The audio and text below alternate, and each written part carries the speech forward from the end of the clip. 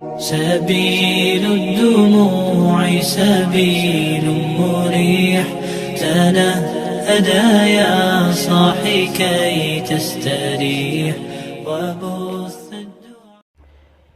Bismillahirrahmanirrahim. Alhamdulillah awak dhewe masih diberi nikmat. Mugi-mugi saged ngaji istiqomah manfaat barokah fid dini wad dunya wal akhirah. Bismillahirrahmanirrahim. Faslun ay hada faslun utai kikono fasal suci. Takbire fasal walil qiradi arba'atu syara'id. Iki bahas masalah kirot. Kirot ku nek cara bahasa sekarang investasi. Pengertian kirot bagaimana? Daf'ul malik amalan lil amil ya'malu fihi waribhul mal bainahuma. Jadi seseorang pemilik modal atau investor.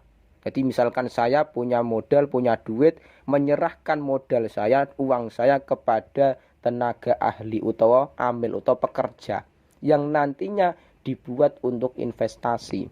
Jadi misalkan saya punya modal 20 juta, saya berikan kepada Z untuk investasi alias kirot. Nantinya 20 juta ini misalkan dibuat buka toko, buat dagang. Lah hasilnya bagaimana? Lah nantinya hasil ini kita bagi. Berapa persen. Nah itu kirot. Nah, zaman sekarang demikian. Orang nggak perlu kerja, tapi cukup modale uangnya yang dibuat investasi. Walil kirodi lan iku tetep kedua kirot, akad kirot utawa akad investasi arba'atu syara'ita utawi papat pira-pira perkara. Utawi papat pira-pira syarat. Jadi dalam kirot sendiri ada 4 syarat yang mana harus terpenuhi. Ketika kita pengen investasi, 4 syarat harus terpenuhi. Pertama, rupane papat ayyakuna rupane yento ono apa kirot ana iku ala nadin ing iku ing atase dhahab lan fiddah. Duit nek cara zaman dulu naket. Ala nadin ing atase duit emas atau perak zaman dulu. Bayane minat darahimi saking pira-pira dirham wadana niri lan pira-pira dinar. Jadi zaman dulu orang pengen melakukan investasi alias kirot.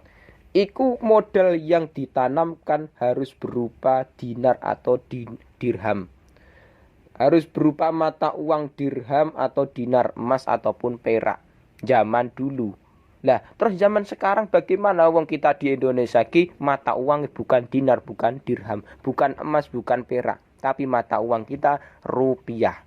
Lah, itu memang ada sebagian ulama yang mengatakan hukumnya rupiah fulus sama dengan dinar dan dirham. Itu ada sebagian ulama yang mengatakan kita ini boleh investasi atau kirot dengan menggunakan mata uang rupiah.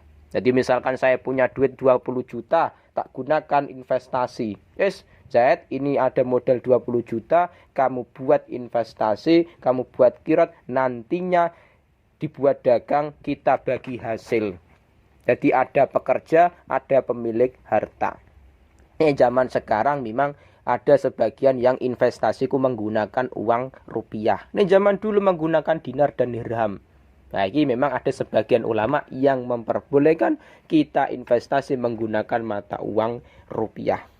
Itu syarat pertama. Jadi harus berupa harta. Harta sing ning kono berupa duit. Wa ayyadana.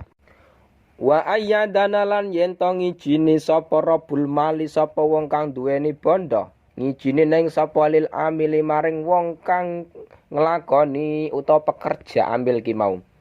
Oleh ngijini neng di tasarrufi ing dalam tasarruf mutlakon kelawan mutlak. Nantinya ketika kok sudah ada akad-akatan investasi atau kirot, iku pemilik modal ya kuwi saya. Yang modali 20 juta iku berarti harus memutlakan tasarruf yang dilakukan oleh pekerja atau amil atau zaid nantinya. Jadi gak boleh dibatasi sing aneh-aneh. Au fi mauto ing dalam perkara layang kotiu engkang ora kepegot apa wujudu apa anane mah goliban ing dalem lumrahe. Jadi nantinya ketika kok saya punya modal 20 juta, ya kuwi robul mal, saya pemilik harta, pemilik modale.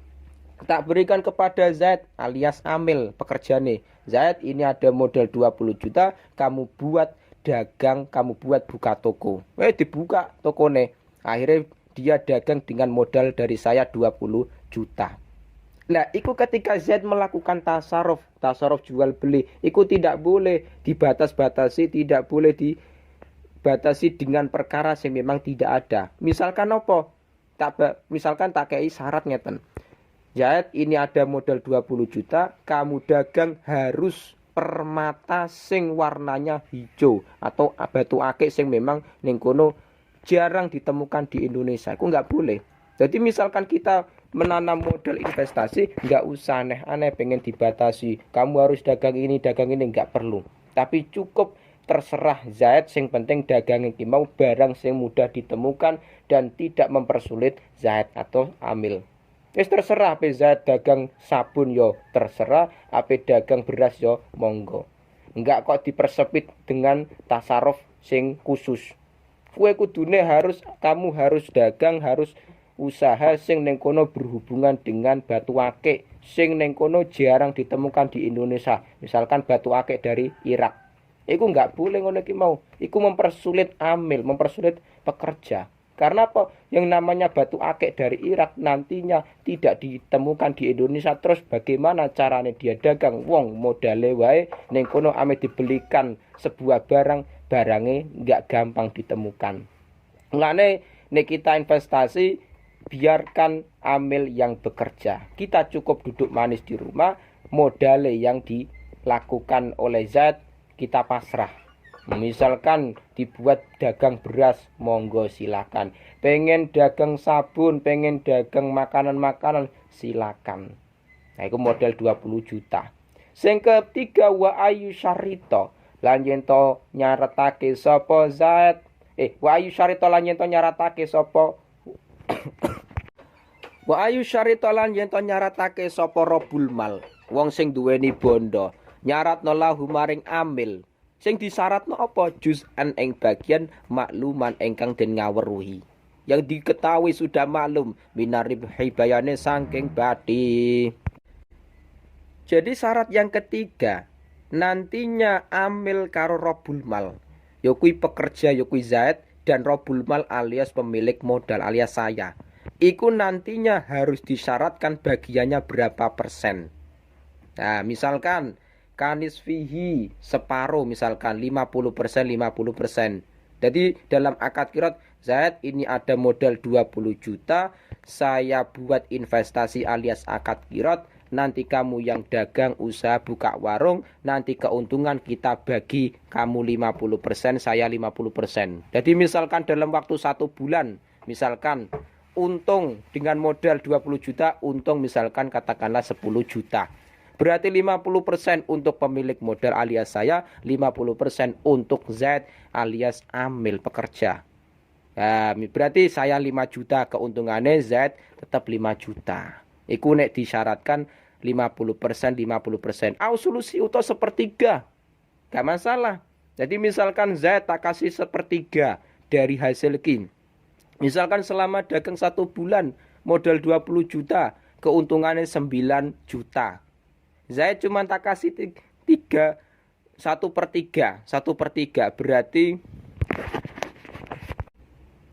1/3 dari keuntungan. Berarti nek keuntungannya 9 juta berarti Zaid mendapatkan 3 juta, sing 6 juta berarti milik saya. Enggak masalah. Lah itu tergantung akad-akadane. Tergantung akad-akadane nantinya ketika akad kirot pemilik modal mendapatkan keuntungan berapa persen, terus pelaku pekerjaane ambil iki mendapatkan berapa persen. Enggak harus setengah-setengah, enggak harus 50%. Misalkan 30% ya monggo, 40% ya silakan, tergantung akad. Lah iku harus disyaratkan maklum. Jadi artinya apa? Nantinya kok akad kirot kok tanpa adanya juz'un maklumun, tanpa adanya keuntungan yang dijelaskan secara maklum. Misalkan saya kepada Zaid, ini saya akad kirot 20 juta, kita bagi hasil. Berapa persen gak disebutkan. Nah, itu repot. Nah, ini harus jelas. Akad kirot harus jelas. Nantinya Zaid sebagai amil pekerja mendapatkan berapa persen. Sing keempat, wa alla yukadiro. Lan yento Wa alla yuqaddara lan yen to den kira-kiraake den pesthikake. Wa alla yuqaddara lan yen to den wa alla yuqaddara lan yen to ora den pesthekake, ora den kira-kiraake apa kirat bimudatin oleh layu qadar iku bimudatin kelawan mangsa. Syarat sing keempat, akad kirat tidak boleh dibatasi dengan waktu. Nah, itu masalah nantinya. Nah, misalkan apa? Nah, idza ja'a ra'su syahri qaratuka. Ketika nantinya awal bulan Januari misalkan saya akad kirat investasi dengan kamu, itu nggak boleh. Jadi nek akad kirat wis nggak usah dibatasi dengan waktu. Wis langsung nek pengen akad kirat sekarang ya sekarang ngono wae. Nggak usah aneh-aneh pengen di kayak mudah kayak waktu ngene iki mau. Misalkan besok kita akad kirat ya wis kita sepakat. Ini ada modal 20 juta, Zaid sebagai pekerja, saya sebagai pemilik modal, terus kita bagi keuntungan kamu 50%, saya 50% keuntungannya. Ya, nggak usah dibatasi waktu-waktu ngene iki nggak usah. Masalah nantinya.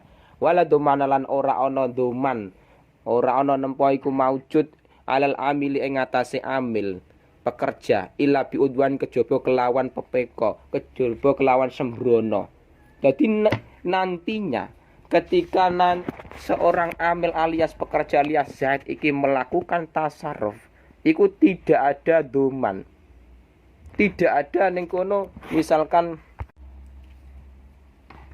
kesalahan dalam tasarruf itu tidak ada doman, tidak perlu mengganti. Cuman permasalahannya apa? Ila biudwan, kecuali memang dia ceroboh, dia sembrono. Misalkan apa? Dia dagang sesuatu yang memang di situ barangnya barang rusak, barang nggak laku. Oh, dia misalkan Zaid sebagai amil pekerja tak kasih modal 20 juta malah dibelikan sesuatu sing busuk misalkan. Dagang telurnya bosok misalkan. Nah, iku nek misalkan ngono, iku kesalahan dari amil. Dia wajib duman, wajib mengganti. Karena apa? Dia udwan, sembrono, pepeko sembrono iku ceroboh. Nah, mulane ketika amil melakukan tasarruf, hati-hati, jangan sampai sembarangan. Wa idza hasalan lan ing dalam nalikane hasil apa ribuhun apa badi, wa khusranun lan rugi jubira mongko den tambeli apa al khusranu apa rugi ditambeli bil ribhi kelawan bati utawa untung. Ketika dalam akad kirat yang namanya dagangku kadang terjadi keuntungan, terkadang terjadi kerugian. Misalkan terjadi keuntungan dalam 1 bulan, minggu awal pertama iku untung 5 juta, minggu kedua malah rugi 3 juta. Ya wis, kerugian iku nantinya ditambeli dengan ditutup dengan keuntungan. Berarti masih ada 2 juta. Jadi kerugiannya 3 juta minggu yang kedua, yang minggu pertama keuntungannya 5 juta. Berarti masih ada 2 juta. Jadi 5 juta keuntungan itu nantinya untuk menutup kerugian yang terjadi pada minggu kedua. Nah, mulane ketika akad kirat, ketika kita menanam modal untuk investasi silakan. Tapi kita harus tahu amil iki harus ahli dalam melakukan tasarruf. Misalkan dia dagang yang bisa dipercaya, dagang sesuatu barang yang memang itu berlaku di masyarakat. Nah, itu penting. Jadi zaman sekarang kita punya banyak duit, gak perlu bekerja keras. Cukup modal kita, cukup duit kita gunakan investasi. Wes punya modal misalkan 50 juta, wes kita buat toko. Kita buat toko, biarkan Zaid yang melakukan tasarruf, melakukan jual beli di toko tersebut. Keuntungan kita bagi berapa persen. Cukup kita duduk manis di rumah, uang akan datang dengan hasil dari kirot alias investasi. Itu zaman sekarang. Jadi kita diajari oleh Mbah Musone pengarang kitab iki untuk hidup secara sukses, hidup secara investasi. Nah, itu kalau ada modal. Itu penting zaman sekarang.